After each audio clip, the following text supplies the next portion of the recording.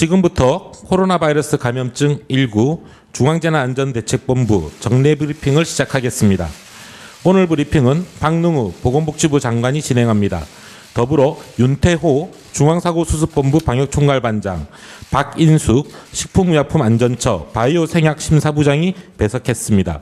고흥 및 통역사의 수호 통역이 함께 제공됩니다. 먼저 박능우 장관이 코로나19 대응 방안 등을 설명하겠습니다. 코로나19 중앙재난안전대책본부 1차장 보건복지부 장관 박능우입니다. 국민 여러분, 코로나19의 3차 유행이 본격화되고 있습니다. 대단히 심각하고 엄중한 상황입니다. 11월 15일부터 21일까지 지난 한 주간의 하루 평균 국내 환자 수는 255명이며 수도권은 175명입니다. 그 전주에 비해 2배 넘게 증가한 상황입니다. 신규 환자는 계속 증가하고 있어 지난 금요일부터 전국은 300명대, 수도권은 200명대의 환자가 매일 발생하고 있습니다. 유행을 예측할 수 있는 감염 재생산 지수도 빠르게 상승하며 직전주 1.1 내외에서 지난주 1.6까지 올라왔습니다. 일상생활 곳곳에서 소규모 집단 감염이 연쇄적으로 나타나 최근 2주간 62개의 집단 감염이 발견되었습니다. 현재는 수도권을 중심으로 지역사회 유행이 급속도로 전파되며 전국적 확산이 이루어지고 있는 상황으로 판단됩니다. 거리두기 단계를 1.5단계로 상향하였으나 최소 10일 이상이 경과하여야 효과가 나타날 것이기에 이번 주말까지는 계속 유행이 확산되며 신규 환자가 지속적으로 증가할 것입니다. 이러한 추세로 볼 때 수도권은 화요일 정도에 거리두기 2단계 기준인 주간 하루 평균 200명 환자 발생 기준을 충족할 것으로 예상하고 있습니다. 또한 광주 호남권의 경우에도 1.5단계 기준을 충족해 가고 있습니다.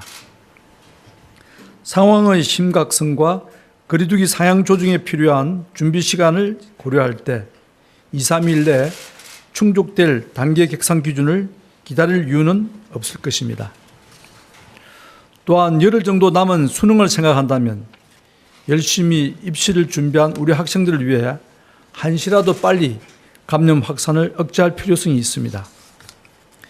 이에 따라 정부는 오늘 중대본 회의를 통해 수도권의 거리두기 단계를 2단계로 상향하고 광주 호남권의 거리두기는 1.5단계로 상향하기로 결정하였습니다.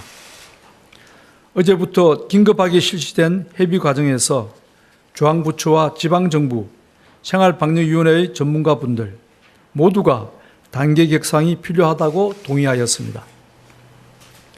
단계 상향 조치는 하루의 준비 기간을 거쳐 화요일 새벽 0시부터 2주간 적용되며 유행 상황을 평가하며 연장하거나 조정할 것입니다.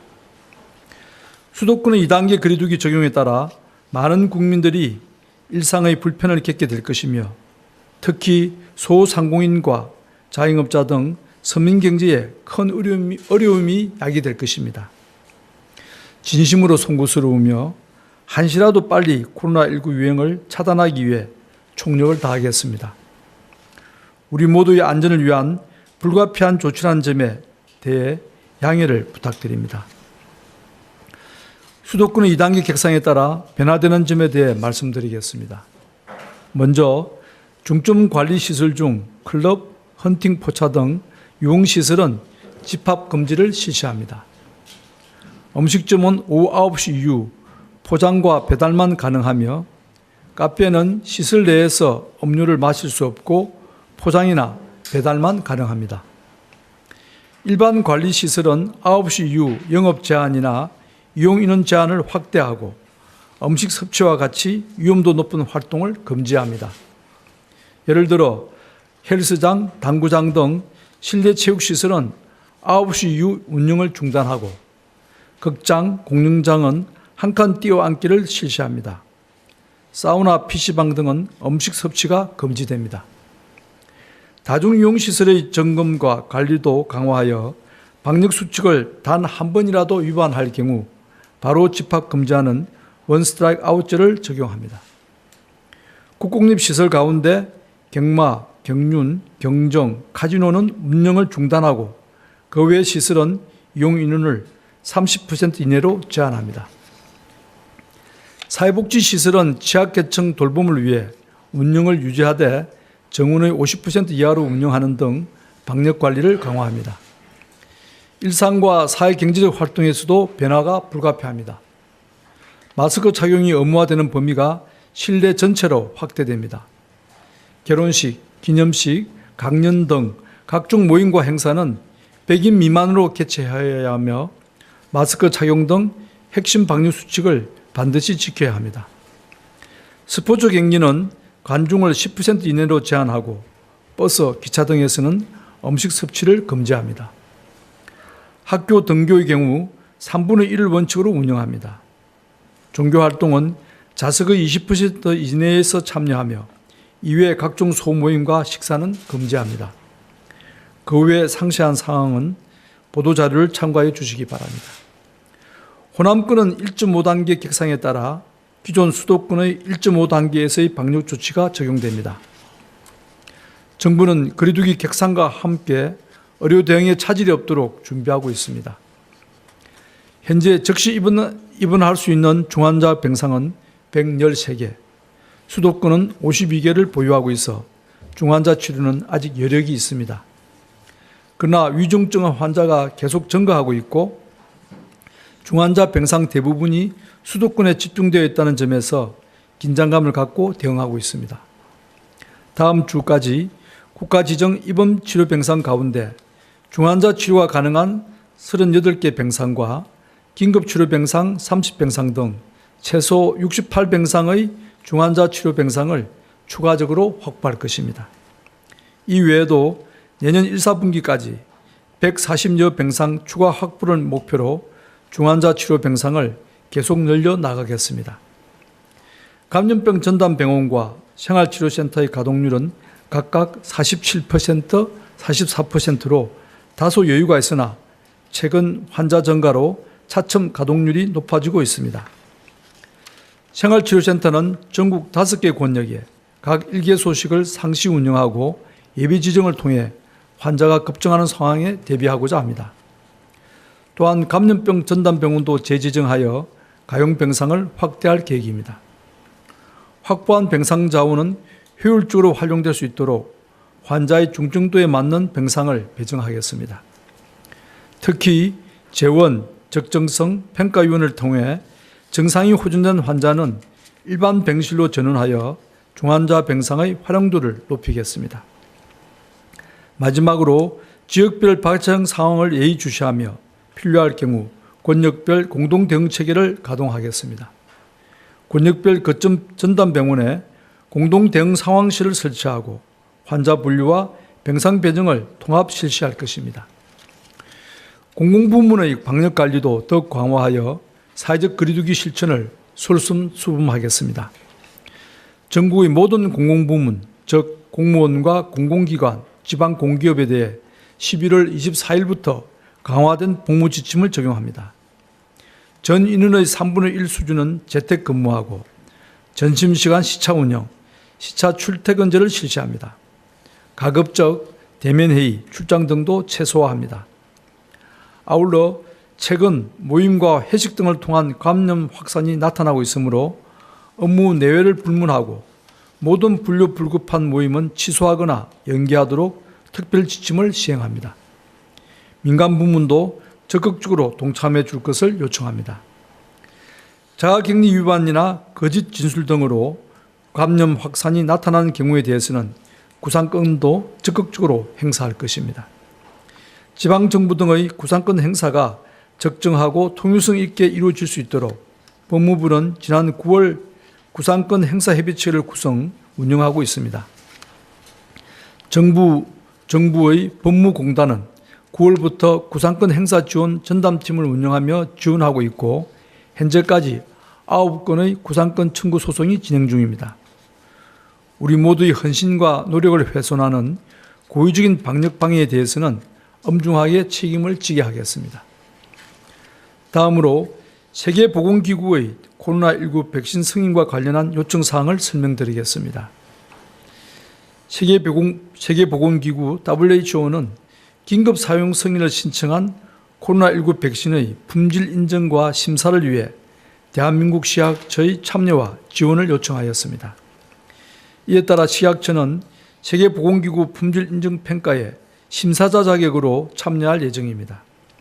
참고로 세계보건기구의 품질 인정은 국제 조달 입찰에 참여하기 위한 필수 요건이며 이 평가를 거쳐 승인된 코로나19 백신은 향후 코백스 퍼실리티를 통해 공급될 가능성이 있습니다. 이번 세계보건기구와의 협력을 통해 코로나19 위기 극복을 위한 국제사회의 노력에 기여하고 국제적 위상이 올라갈 것입니다. 또한 코로나19 백신 허가에 대한 경험과 역량을 쌓아 향후 한국의 백신 허가 과정에서도 큰 도움이 될 것으로 기대합니다. 마지막으로 국민 여러분들께 간곡하게 부탁드립니다. 현재의 상황은 매우 엄중하고 심각합니다. 지난 2, 3월의 대구 경북 유행이나 8월의 수도권 유행에 비교해서도 이번 세 번째 유행은 더 위험합니다. 앞서 두 번의 유행은 유행 확산의 중심 집단이 있었기에 이들을 선제적으로 검사하고 격리하는 차단 조치가 유효했습니다. 이에 반해 이번 유행은 생활 속의 다양한 감염 경로가 주된 원인이며 선제 조치를 할 중심 집단이 없고 일상 속의 유행으로 확산되고 있습니다. 이에 대해 겨울이라는 계절적 특성 때문에 바이러스의 활동력은 강해지고 밀폐된 실내 활동이 증가하여 감염 위험 요인은 더 커지고 있습니다. 자칫하면 지난 2, 3월의 유행보다 훨씬 큰 규모의 대규모 확산이 초래될 수 있는 위험한 상황입니다. 일상 속의 다양한 감염 경로를 차단하는 것은 정부의 방역 노력만으로는 불가능합니다. 국민들께서 거리두기에 적극적으로 동참해 주시는 것이 무엇보다 중요합니다. 특히 수도권 주민들에게 다음과 같은 세 가지 사항을 꼭 지켜주실 것을 당부드립니다. 가장 우선적으로는 모든 모임과 약속은 취소하여 주시고 가급적 외출을 삼가해 주시기 바랍니다. 식사가 수반되는 모임은 대단히 위험하며 고령층의 경우는 더욱 주의하여야 합니다. 둘째, 사람들이 많이 밀집하는 다중이용시설, 특히 밀폐된 실내나 마스크 착용이 어려운 곳은 반드시 피해 주시기 바랍니다. 수도권은 일상생활 어디서 감염이 발생해도 이상하지 않을 정도로 위험도가 커지고 있습니다. 셋째, 발열이나 기침 등 호흡기 증상이 나타나면 출근이나 등교를 하지 마시고 가까운 선별진료소에서 검사를 받아주십시오. 감염 발견이 늦을수록 그만큼 많은 연쇄 감염이 일어나고 내 주변의 모든 분들이 위험해집니다. 지금의 확산세는 오직 국민 여러분의 적극적인 실천을 통해서만 잠재울 수 있습니다. 모두가 힘을 모아주시기 바랍니다. 열흘 뒤로 다가온 수능을 치르는 우리 학생들을 생각하여 주십시오. 3년간 학업에 열중한 우리 아이들이 안전한 환경에서 수능을 치를 수 있도록 함께 노력해야 합니다. 정부도 지금의 상황을 무겁게 받아들이고 감염 확산을 차단하기 위해 총력을 다하겠습니다. 감사합니다. 예, 지금부터 질의응답 시간을 가지겠습니다. 배석자분들께서는 단상 위로 올라와 주시기 바랍니다. 브리핑은 사회적 거리두기 실행으로 온라인으로 진행되고 있습니다. 기자분들이 온라인으로 전달한 질문에 답하는 형태로 진행됩니다. 구체적인 통계 등에 대한 문의는 언론대응팀으로 주시면 최대한 빨리 답변 드리겠습니다. 장관님 일정 관계상 질의 하나를 장관님이 답변하시고 남은 질의에 대해서는 배석자 중심으로 답변 드리도록 하겠습니다. 예, 사전 질의 들어온 질의입니다. 국내 코로나19 확산세와 3차 대유행과 관련해서 앞서 방역당국에서 3차 대유행에 진입했다고 판단한다는 내용을 언급하신 바 있습니다. 현재 국내 코로나19 유행 확산세가 대구 경북을 중심으로 한 지난 1차 유행과 혹은 이후에 8월 2차 유행이 비교하면 어떠하다고 보시는지요? 혹시 이번 3차 유행이 더욱 심하게 확산될 것으로 보시는지 장관님 의견, 현재 상황 진단 부탁드립니다. 예, 결론부터 말씀드리면 3차 유행이 더 심각하고 위험합니다. 왜냐하면 1차, 2차에 비해서 우선 1차, 2차의 경우에는 특정 집단이 있었습니다. 그래서 그 집단을 중심으로 저희들이 선제적인 조치를 취할 수 있었습니다. 그에 비해서 지금 3차 유행은 온 전국주로 특히 수도권에서 일상생활 속에서 많은 그 클러스터를 형성하면서 발생하고 있습니다. 즉 방역당국이 선제적으로 조치를 취할 수 있는 특정 집단이 없다는 것입니다. 어떻게 보면 우리 국민 모두가 개별 가구가 개별 가정이 개개인 모두가 방역에 주된 대상자이기도 하고 주체이기도 합니다. 그만큼 위험도가 널리 확산되어 있고 그만큼 어려운 점이 있습니다. 그리고 1차, 2차에 비해서 3차 유행의 또 다른 특징은 인구가 과밀한 수도권 중심으로 확산되고 있다는 점입니다. 물론 1차의 대구 경북도 대도시에서 발생하였고 인구가 상대적으로 중소도시에 비해서는 과밀한 편입니다. 그러나 수도권은 대구 경북에 비해서는 훨씬 과밀한 인구를 가지고 있고 인구의 이동량도 많습니다. 일상의 생활을 하기 위해서 출근을 하기 위해서 많은 분들이 대중교통을 이용하고 또 식당에서 점심을 때워야 하고 또 저녁 이후에는 각종 모임을 많이 가지는 그런 인구 집단의 특성을 가지고 있습니다. 이 각각 요소들이 방역 차원에서 보면 다 위험 요소입니다. 많은 분들이 움직이고 식사를 같이 하게 되고 또 밀집시설에서 밀폐시설에서 다수의 모임을 가지는 그런 특성을 가지고 있습니다. 따라서 저희들은 매우 긴장하고 있고 그에 더해서 계절적으로도 대구 경북에서는 겨울에서 벗어나기 시작하는 시점이었다면 지금은 겨울을 향해서 가고 있는 시점입니다.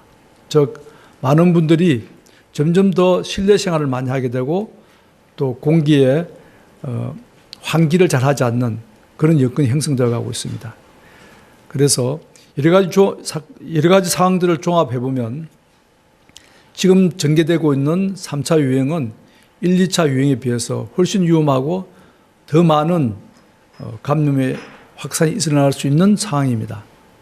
그러나 제가 말씀드리면서 이미 주요한 사항을 말씀드렸습니다마는 주요 타겟 집단이 없는 대신에 국민 개개인들이 또 개별 가정들이 좀 더 높은 경각심을 가지고 방역에 임해 주신다면 또 막을 수 있는 상황이기도 합니다.